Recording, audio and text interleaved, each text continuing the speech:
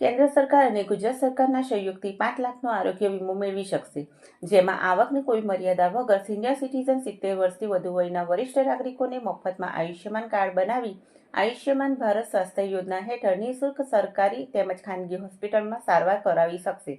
જેને ધ્યાનમાં લઈ અંકલેશ્વર તાલુકા આરોગ્ય વિભાગ અને અંકલેશ્વર અર્બન હેલ્થ સેન્ટરના સંયુક્ત ઉપક્રમે આવતીકાલે બુધવારના રોજ ભરૂચી નાકા પાસે આવેલ ફાયર સ્ટેશન અને જીઆઈડીસીમાં આયુષ્યમાન વયવંદના કાર્ડ કેમ્પનું આયોજન કરવામાં આવ્યું છે, જેમાં આયુષ્યમાન ભારત પ્રધાનમંત્રી જન આરોગ્ય યોજના અંતર્ગત 70 વર્ષથી વધુ વયના વરિષ્ઠ નાગરિકોને મફત સારવાર મળી શકશે. ત્યારે આરોગ્ય વિભાગ દ્વારા વધુમાં વધુ લાભ મેળવવા નમ્ર અપીલ કરવામાં આવે છે. સાથે જરૂરી ડોક્યુમેન્ટમાં આધાર કાર્ડ અને આધાર કાર્ડ સાથે લિંક મોબાઈલ નંબર તથા મોબાઈલ સાથે લઈ જવા નમ્ર અપીલ કરવામાં. નમસ્કાર, હું ડૉક્ટર સુશાંત કઠોરવાલા, તાલુકા હેલ્થ ઓફિસર અંકલેશ્વર. આપ સૌ જાણો છો કે સરકારશ્રી દ્વારા 70 વર્ષ કે તેથી વધુ વયના વ્યક્તિઓ માટે આયુષ્યમાન કાર્ડ કાઢવાની ઝુંબેશ ચાલુ કરવામાં આવેલ છે.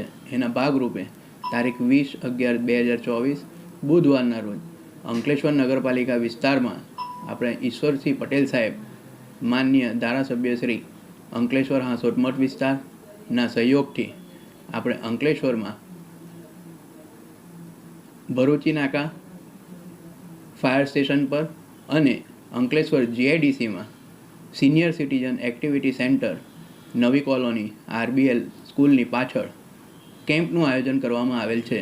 તો અંકલેશ્વરના તમામ નાગરિકને મારી નમ્ર અપીલ છે કે આ કેમ્પમાં તમારા ઘરમાં રહેતા 70 વર્ષથી ઉપરના તમામ વ્યક્તિઓને લઈને આવો અને એમનો આયુષ્યમાન કાર્ડ કરાવો. આ માટે ફક્ત ને ફક્ત આધાર કાર્ડ અને મોબાઈલ નંબર લિંક હોય તો એ જ દસ્તાવેજની જરૂરિયાત રહેશે.